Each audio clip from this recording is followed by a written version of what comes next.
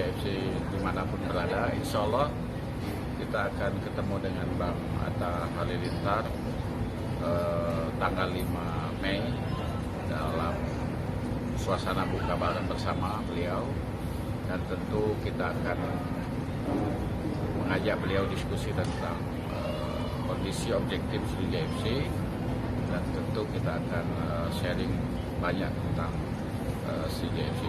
Mudah-mudahan Bang Atta bisa melihat SJFC ini dengan objektif, dan tentu mudah-mudahan dia bisa kerjasama dengan kita untuk membangun SJFC lebih baik lagi. Itu saja. Sekian. Assalamualaikum warahmatullahi wabarakatuh.